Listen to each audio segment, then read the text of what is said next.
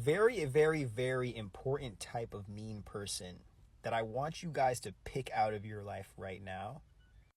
And maybe not uproot out of your life, but at least add this to your consciousness. And when you're engaging with angry, mean people, especially people who project trauma, think about this and hold some space for them in your heart. Most of these people are not born mean. They're not born POSs. I don't believe any child is born bad. That is some social projection to like justify dehumanizing children. Children. What I do believe is that adverse experiences in your childhood or prolonged negative traumatic experiences in your formidable years naturally cause you to develop another identity that you have to exist within to derive a sense of confidence in yourself while also protecting the lack of self-acceptance and belief you have in your real self. Because if that gets exposed behind the mask, then nobody is going to give any kind of credibility to the mask that you wear. So think about these mean people as not being mean because of you or because of the world necessarily. They're mean because it's the only way they know in their ego how to protect the exposure of how hurt and traumatized they really are. So instead of being the victim and being at the mercy of the world creating more negative experiences for them to be the victim of again and again and again, they're now just going to play the defense. They're going to be on the defensive and protect what little they do have from ever needing to be faced face to face by them, and then them having to deal with the emotions that inevitably come from that, which are grief, sadness, tears, anger, all of those suppressed, rejected, invalidated emotions that should have been felt in the moment during the time or right after the time of trauma, but had to get suppressed to continue whatever reality this person was living in.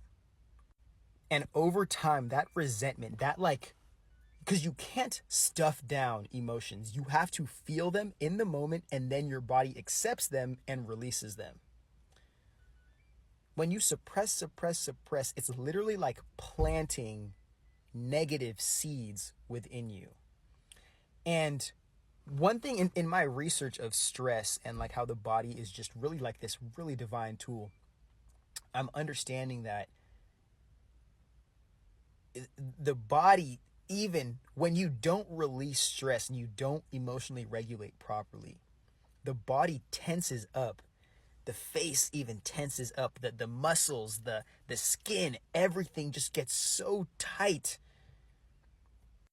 that you've almost felt these negative emotions for so long and not addressed them to purge them from yourself that you've literally become these emotions in your physical body. And now every time you do look at yourself in the mirror, every time you do face reality, you are already like literally in your structure, your physiology, you are already a byproduct of this negativity. And then now everybody in your life is at the mercy of the negativity that you were never able to get out of your heart and is now deeply rooted in your body, your physical body, not just in your soul anymore. So remember, and ever since I started looking at it like this, I started to see happy people, and I can see the light of that inner child shine through their eyes.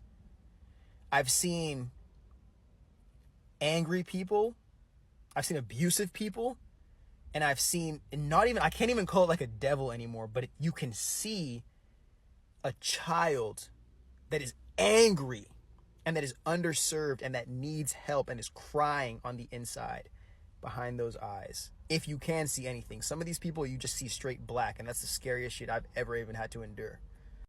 And then everybody else is just masking to hope that they get validated in an identity that allows them to feel how they hope they want to feel. So, as somebody who's healing, somebody who's growing, somebody who is kind of enlightening yourself in this world of care and love and empathy for the other, understand that when we don't take responsibility for the emotions, for our experiences, for what we have been through individually, we put everybody around us at the mercy of who we have become because of that, instead of allowing them to be at the mercy of who we've decided to become in spite of what we've been through. Allow us to appreciate their lives just as much as they've allowed us to appreciate our life beyond that bullshit. People don't need to be mean, bro. People, like, the most successful, the most intelligent, the most beautiful, the most amazing people that you could ever imagine existing, they don't carry that hateful shit in their body. They don't. The people who do, it's because they still aren't content with who they are. They don't feel like they're where they need to be. So they need to tear somebody else down to make themselves feel good. They need to talk about somebody else to get the attention off of their real shitty ass situation. They need to point the finger at somebody else to get eyes off of what they're not doing, the business that they're failing at, the life that they're sucking in.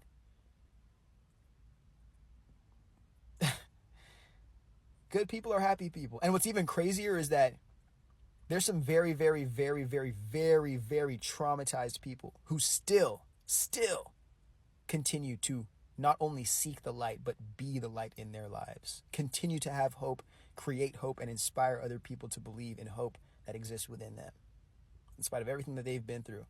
And if they can do that with ridiculous circumstances, impossible circumstances, why can't you?